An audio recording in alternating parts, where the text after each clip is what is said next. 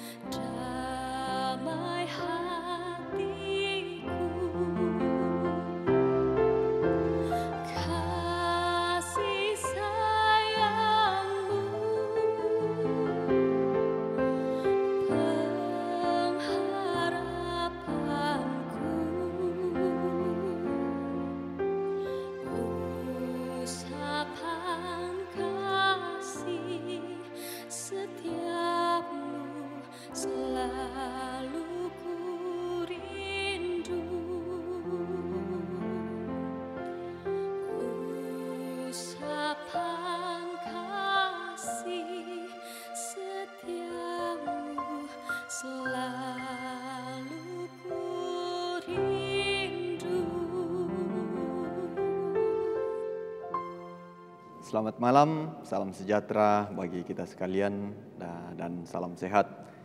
Senang sekali boleh berjumpa lagi dengan Bapak Ibu Saudara-saudara sekalian secara virtual melalui program Lentera Malam Gereja Toraja Jemaat Rantai Pao. Bersama-sama kita akan merenungkan firman Tuhan malam hari ini. Namun sebelumnya mari kita mohon kekuatan kepada Tuhan dalam doa. Kita berdoa. Allah Bapa dalam Kristus Yesus Tuhan kami, terima kasih ya Tuhan, waktu dan kesempatan yang kami yakin adalah kemurahan Tuhan bagi kami semua, sehingga malam hari ini kembali kami dimungkinkan untuk membaca, mendengarkan, merenungkan dan merefleksikan kebenaran firman-Mu. Ya Bapa dalam Kristus Yesus Tuhan kami, urapi kami dengan Roh-Mu yang kudus, mampukan kiranya kami memahami kehendak-Mu selaku orang-orang yang Engkau tebus dalam Kristus Yesus Tuhan kami, menjalani kehidupan yang Tuhan masih anugerahkan kepada kami dengan benar dan senantiasa mempertanggungjawabkan setiap anugerah yang Kau percayakan pada kami. Jauhkan kami dari segala gangguan ya Tuhan, biarlah Roh Tuhan berkuasa atas kami, dan juga kami dimampukan untuk mengerti kehendak-Mu, serta tetap setia kepadamu dalam sepanjang kehidupan kami. Ampuni kiranya segala salah dosa kami ya Tuhan. Berfirmanlah, kami anak-anak-Mu telah siap mendengarkan. Dalam Kristus Yesus, firman yang telah menjadi manusia, kami berdoa. Amin. Baik Bapak Ibu, saudara-saudara yang dikasihi oleh Tuhan, pembacaan kita malam hari ini diambil dari 1 Petrus pasal 4 ayat 12 sampai dengan ayat yang ke-19. 1 Petrus pasal 4 ayat 12 sampai ayat ke-19. Judul pembacaan kita, menderita sebagai Kristen. Saudara-saudara yang kekasih, janganlah kamu heran akan nyala api siksaan yang datang kepadamu sebagai ujian, seolah-olah ada sesuatu yang luar biasa terjadi atas kamu. Sebaliknya, bersukacitalah sesuai dengan bagian yang kamu dapat dalam penderitaan Kristus, supaya kamu juga boleh bergembira dan bersukacita pada waktu Ia menyatakan kemuliaannya. Berbahagialah kamu jika kamu dinista karena nama Kristus, sebab roh kemuliaan, yaitu roh Allah, ada padamu. Janganlah ada di antara kamu yang harus menderita sebagai pembunuh, atau pencuri, atau penjahat, atau pengacau. Tetapi jika ia menderita sebagai orang Kristen, maka janganlah ia malu, melainkan hendaklah ia memuliakan Allah dalam nama Kristus itu. Karena sekarang telah tiba saatnya penghakiman dimulai. Dan pada rumah Allah sendiri yang harus pertama-tama dihakimi. Dan jika penghakiman itu dimulai pada kita, bagaimanakah kesudahannya dengan mereka yang tidak percaya pada Injil Allah? Dan jika orang benar hampir-hampir tidak diselamatkan, apakah yang akan terjadi dengan orang fasik dan orang berdosa?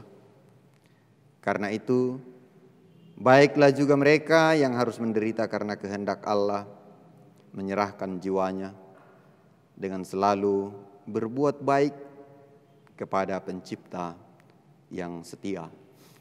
Amin firman Tuhan.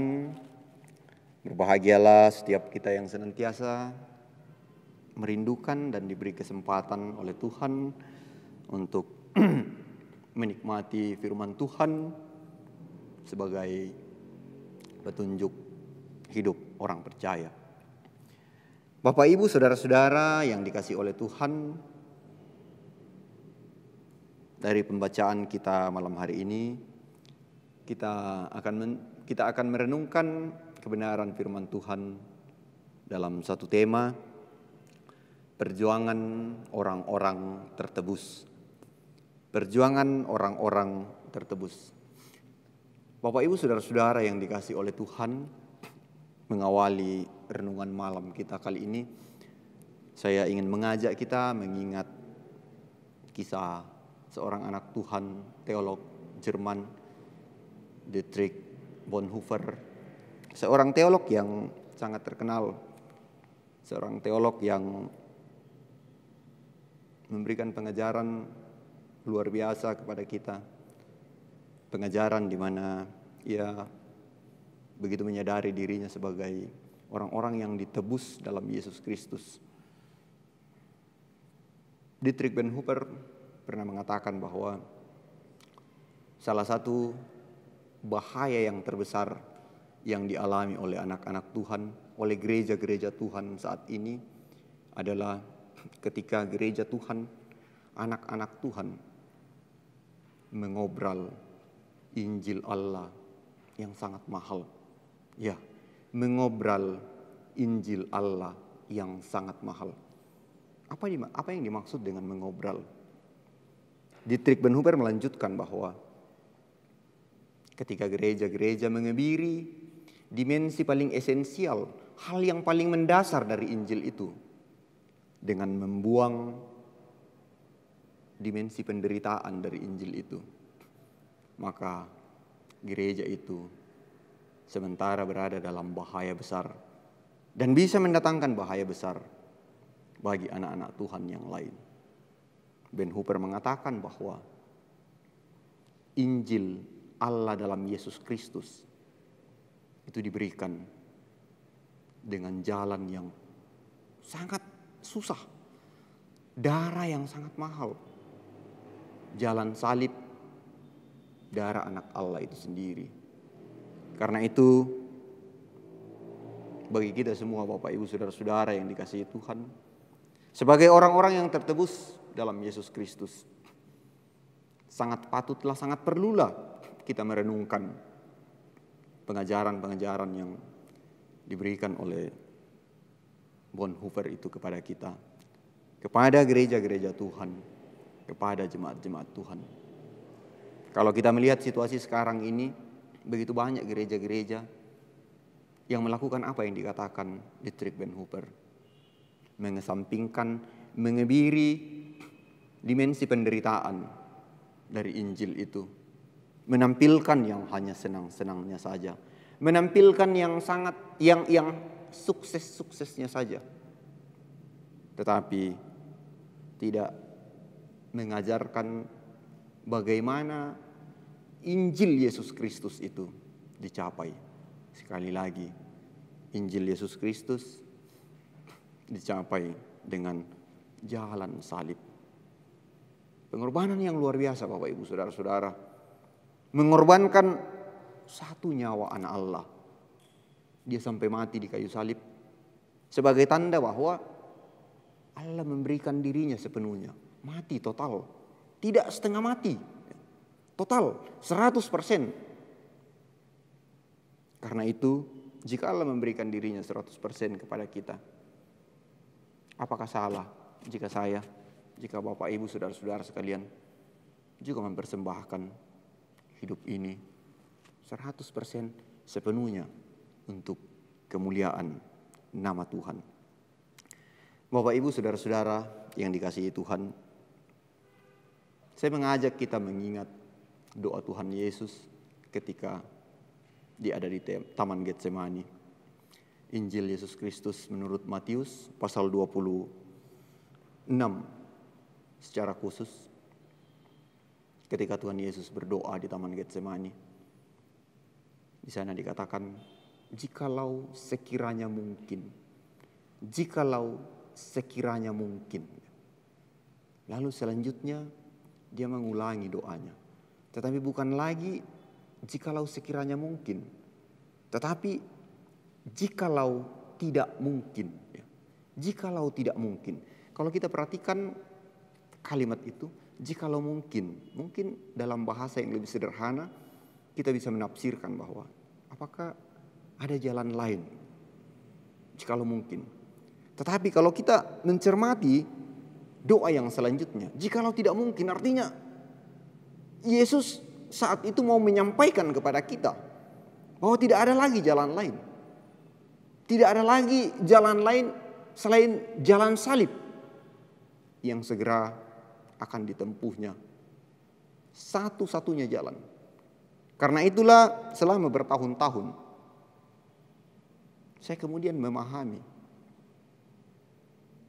firman Tuhan dari Yohanes 14 ayat 6. Akulah jalan, kebenaran, dan hidup itu, dari doa Yesus ini.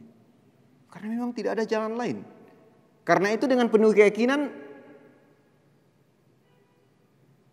saya berani mengucapkan ayat itu. Akulah jalan kebenaran. Artinya Yesuslah satu-satunya jalan. Tidak ada jalan lain. Karena kita tahu sendiri, kalau kita belajar dari doa Yesus di Taman Getsemani, jikalau tidak mungkin, artinya tidak ada jalan lain selain daripada jalan salib itu. Dan melalui semuanya itu Bapak Ibu Saudara-saudara, dia meninggalkan teladan kepada kita semua.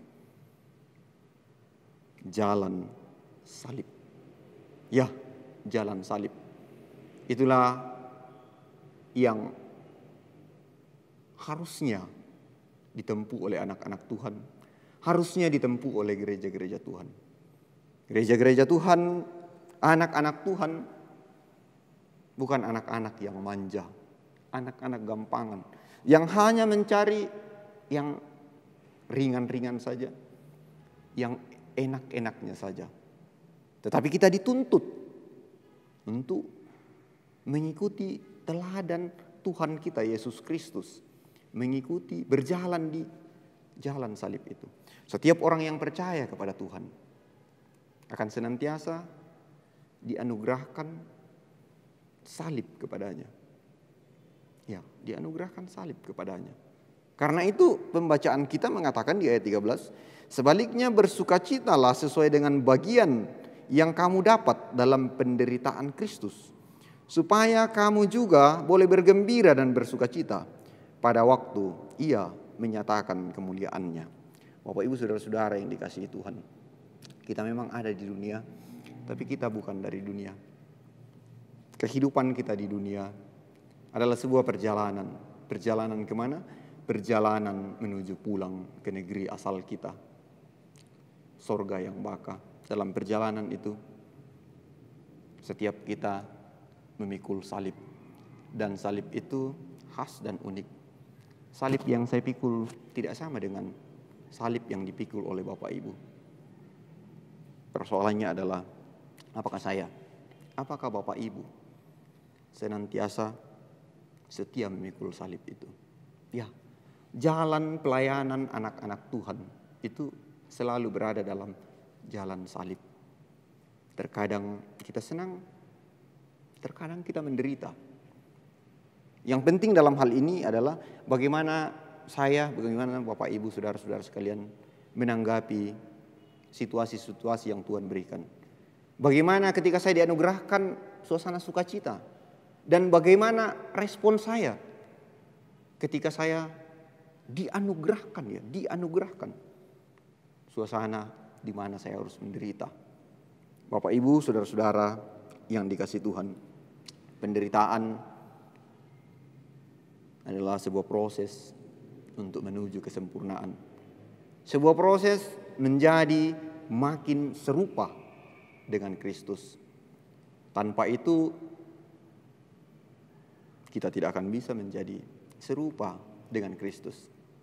Kalau kita membayangkan proses tradisional bagaimana misalnya membuat pisau, kita bayangkan sebelum dia menjadi pisau, diambil suatu besi yang bentuknya mungkin tidak terlalu elok dipandang mata. Apa yang dilakukan pada besi itu Bapak Ibu Saudara-saudara? Besi itu diambil, dimasukkan ke dalam api yang menyala-nyala sampai merah.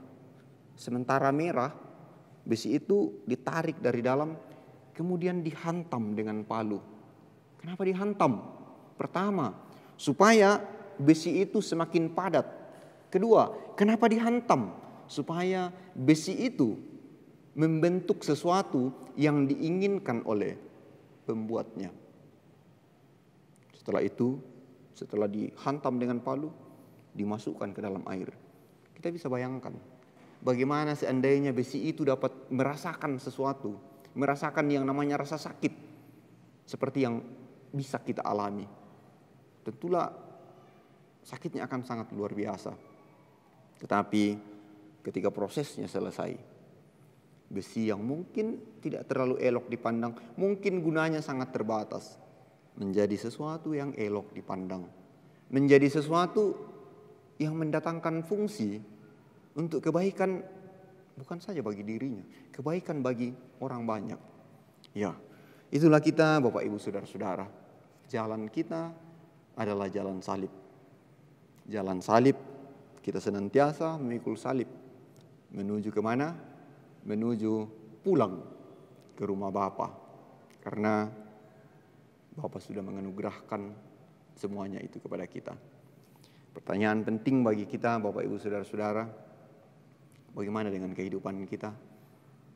Apakah Bapak Ibu Saudara-saudara senantiasa setia memikul salib itu? Apakah saya, Bapak Ibu Saudara-saudara kita semua dimampukan untuk melihat bagaimana Allah turut bekerja dalam segala sesuatu untuk mendatangkan kebaikan bagi orang-orang yang dikasihinya.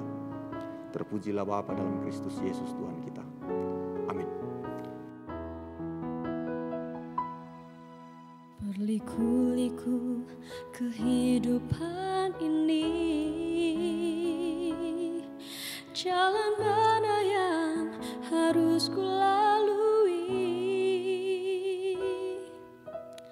Rintangan dan cobaan selalu membayangi.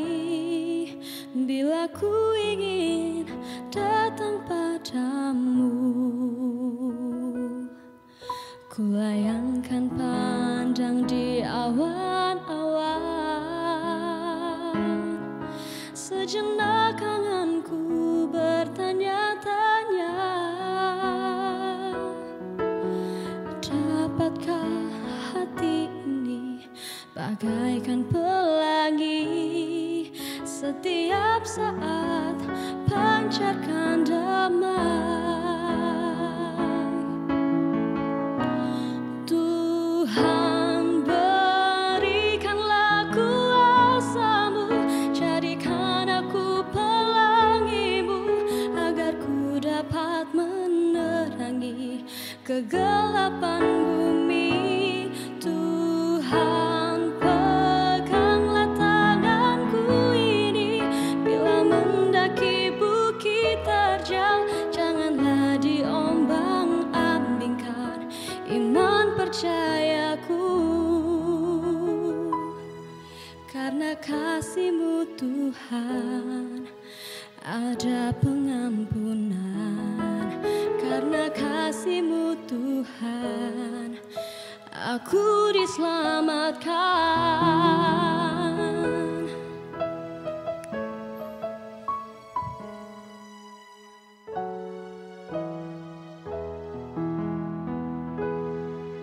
Ku layangkan pandang di awan-awan. Sejenak kanganku bertanya-tanya, dapatkah hati ini bagaikan pelangi setiap saat pancarkan damai? Tuhan, berikanlah kuasa-Mu, jadikan aku pelangi-Mu, agar ku dapat menerangi kegelapan bumi. Tuhan, peganglah tanganku ini, bila mendaki bukit terjal, janganlah diombang-ambingkan iman percayaku. Tuhan, berikanlah kuasa-Mu, jadikan aku pelangi-Mu, agar ku dapat menerangi kegelapan bumi. Tuhan, peganglah tanganku ini, bila mendaki bukit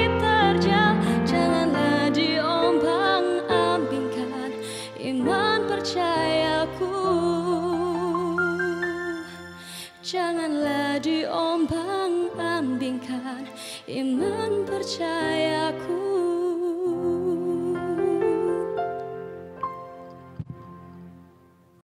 Bapak, Ibu, saudara-saudara yang dikasihi oleh Tuhan, mari kita satu dalam doa, kita berdoa.